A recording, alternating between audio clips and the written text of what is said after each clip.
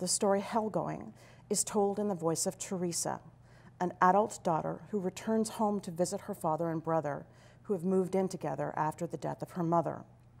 And as she tells the story to her girlfriends when she returns home, is greeted by the insulting disconnect between her own perceptions and her father's narrow-minded judgment of her. So this is how the story begins.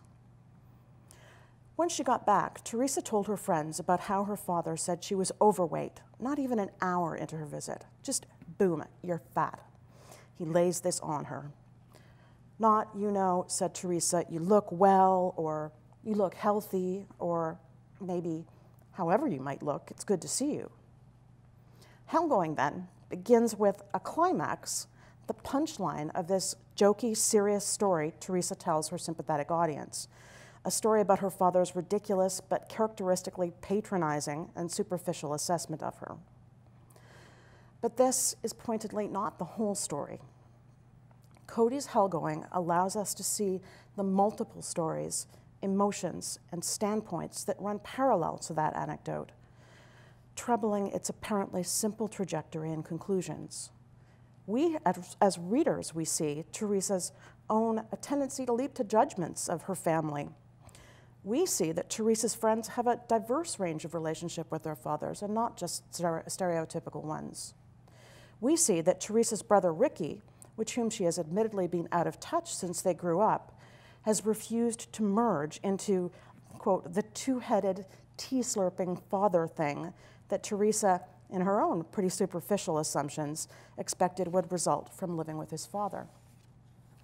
In moving in with his father, Teresa's brother has, to her surprise, established new rituals and a new domestic order in her father's house, reworking and upholding family connections in a role that disrupts knee-jerk gender roles. When her mother died, things, despite Teresa's assumptions, quote, had not gone to hell. You have to be vigilant about maintaining relationships, Ricky tells her. And Coady's narrative teaches us that too. Even Teresa's overly congratulatory response to her brother's unexpected household accomplishments is too easy for this story.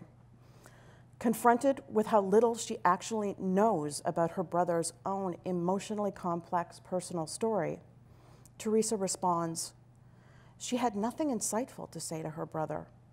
She'd spent her life being vigilant about other things. You can only be vigilant, she thought, about a few things at a time. Otherwise, it's not vigilance anymore. It starts to be more like panic. It's my favorite line of the story. So the short story is short. In a sense, it keeps our vigilance from becoming panic.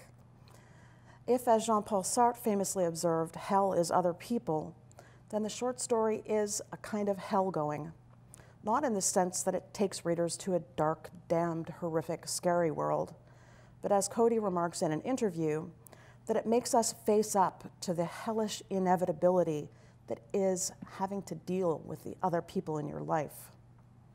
And it teaches us to concentrate our attention, to be vigilant to those worlds, and to be sensitive to the limits of our vigilance.